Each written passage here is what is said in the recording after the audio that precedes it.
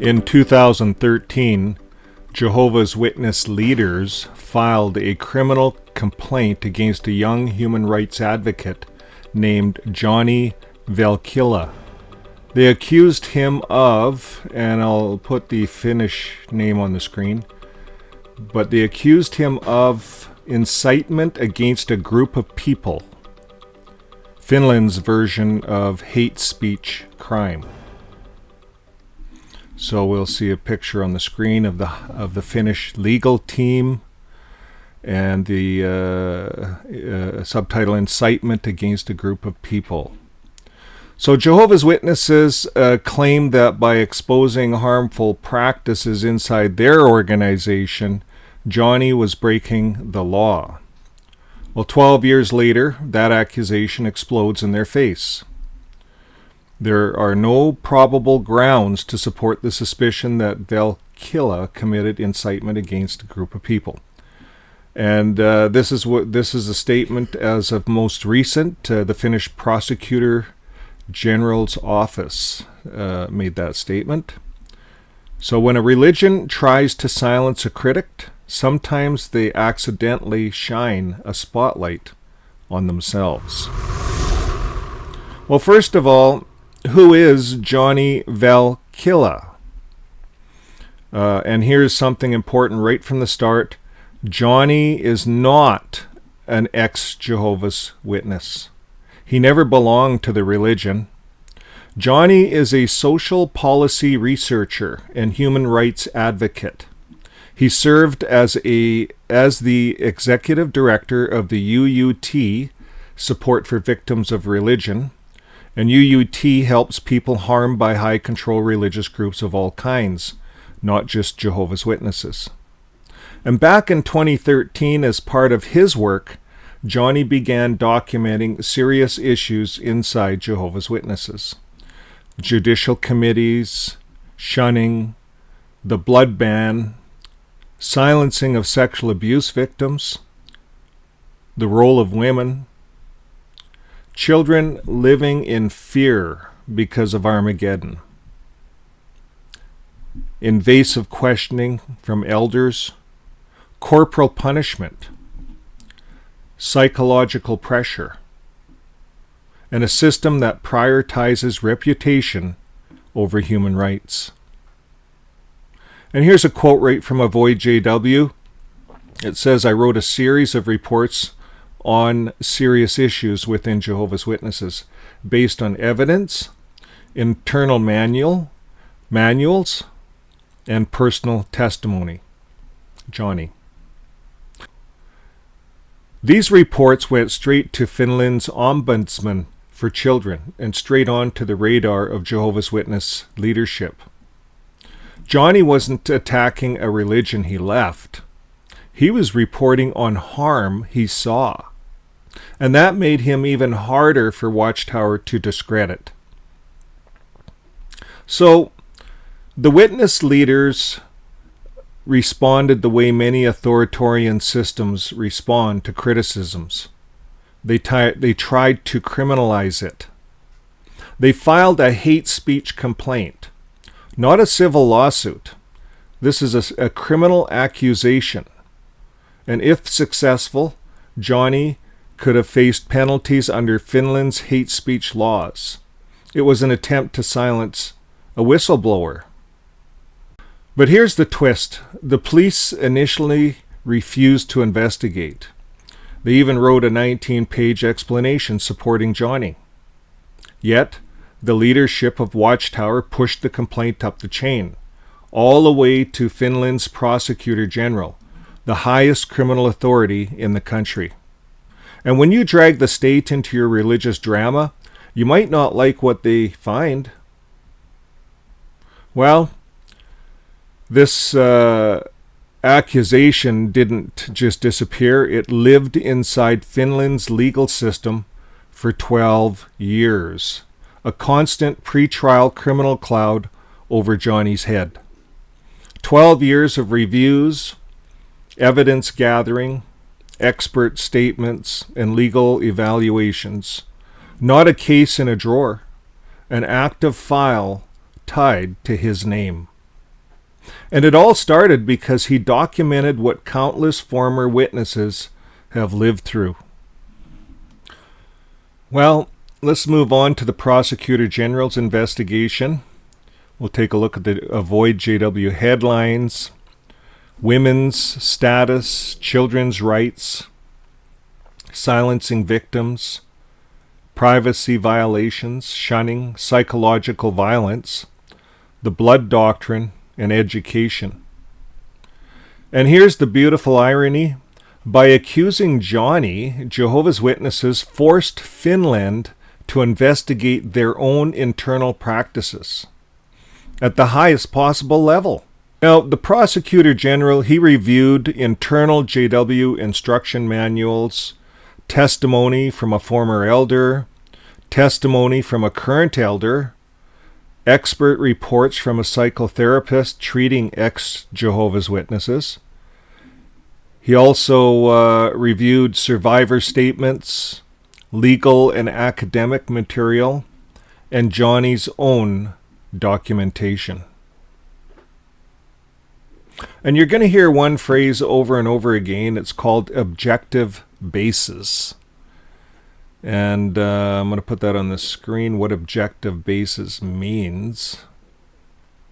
Well, let's pause for a moment. In legal language, objective basis means the allegation is backed by real evidence. Not feelings, not exaggeration, not rumor, but evidence. So we'll pull up the Finnish Prosecutor General's quote. He says this allegation has an objective basis. So when Finland says an allegation has an objective basis, they're saying that this is true and we can prove it. So Jehovah's Witness leadership said Johnny defamed them, and Finland said no, he didn't. He simply reported the facts. Now maybe we can put some of this up on the screen point by point. It's a breakdown of what the prosecutor confirmed. So here it is. Men are the head of women. Women cannot hold leadership positions. Women may only read at meetings if no qualified man is available. And a man's spiritual status depends on his wife's behavior. Objective basis. So they found that to be true. Children's rights. Children must submit to fathers, and fathers are spiritually judged by their adult children's religious choices. Fathers are spiritually judged by their adult children's religious choices. So if your children grow up, like in my case, if your kids, they call it leave the truth, then you're judged. You lose a lot of privileges in the congregation. So your spirituality is judged by your children's choices and your wife's behavior. So children's rights, that's what we're under. Children must submit to father, and fathers are spiritually judged by their adult children's religious choices. Objective basis. They found that to be a true statement. Okay, let's move on to silencing sexual offense victims. The evidence showed victims were discouraged from speaking, elders handled cases internally, and elders contacted headquarters before the police. And what did they find? They found that this allegation cannot be considered defamatory. It has an objective basis. So everything so far is true. And next we move on to privacy invasion. Elders interrogating, dating, sex, family decisions. You know, elders are everywhere. Even watching someone with binoculars. So what did they find? Objective basis. It's true. Elders, they're told to shepherd their flock, but they're spying on their flock. They're harassing their flock. And they're even getting into the bedrooms of their flock. And that's true. Privacy invasion. We're going to move on. Psychological manipulation. Members are expected to obey submissively, avoid outsiders, and support instructions they don't understand. That's what they're told. That's what they're taught. In one line. We could get into all the aspects and all the Watchtower material that instructs them to do this. But in one line, members are expected to obey submissively. Even in the elders' book, it tells the elders, you obey the governing body and you can consult the Bible. It's in the elders' book. So, obviously that's passed down, and that's what members are expected to obey the faithful slave submissively. So, what did they find? That's objective basis. That means it's true statement. Then they move on. Let's talk about the big ticket item, shunning. And then the strongest statement of all, shunning. Shunning constitutes serious psychological and spiritual violence. So one of the most powerful legal statements ever made about Watchtower witness shunning. Shunning constitutes serious psychological and spiritual violence. That's what the government is agreeing with. Okay, moving on, the final ruling. After reviewing all the evidence, the Prosecutor General closed the case. And here's a quote. There are no probable grounds to support the suspicion that Velcilla committed incitement against a group of people. And in plain English, the accusation was baseless, the reports were factual, and criticizing harmful religious practices is not hate speech. So here's a zinger. In trying to prove Johnny wrong, Watchtower proved him right at the highest level. So the backfire, this ruling is a complete backfire for Jehovah's Witnesses. Not only did they fail to silence a critic, they triggered a 12-year investigation that, and we'll put this up on the screen, validated every harmful practice he documented, confirmed shunning as psychological violence, exposed victim silencing, confirmed privacy violations, and raised concerns over women and children's rights, and cleared Johnny completely. So, Finland didn't just reject the accusation, they investigated the accuser. They investigated Watchtower. So Johnny said it best. He said, I am not against Jehovah's Witnesses. He says, I'm for them. He says, I want them to be protected from serious violence, which shunning is. You see, and he's talking to all the people, all the Jehovah's Witness people out there. He wants to protect them from shunning the serious violence that it is. And isn't that true? So this ruling protects survivors, it strengthens free speech, and it validates the experiences of thousands of former Jehovah's Witnesses worldwide. This is a huge thank you, folks, to Avoid JW and Miss Usato for documenting this case and making the information accessible to the community. And as always, live your life with love. My name is Vern. This is Fixing My Faith. We'll see you on the next video. Bye for now. Well, before we wrap up, I want to take a moment to thank our Coffee Club supporters.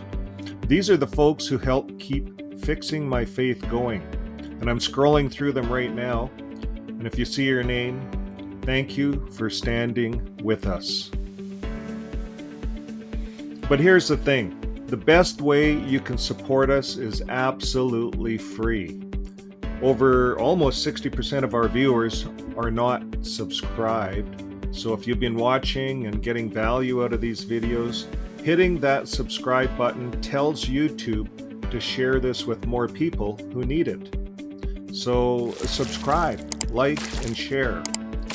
And we also run a completely free community. It's called xjwfriends.com. That's where you can find it on the website, xjwfriends.com. And then on the website, once you go there, there's a link to the private Discord channel. And that's where people have a lot of fun. People share their stories, they get support, and they can connect without judgment. That's what happens there. There's also people that will help coach, life coaches, counselors. There's all kinds of support at XJW Friends. And if you're waking up or just need to talk it out, that's where you want to go. So here's a link on screen in case you want to find it. And we also put a link in the descriptions of all of our videos. You can just go right down there and hit the link to the Discord community.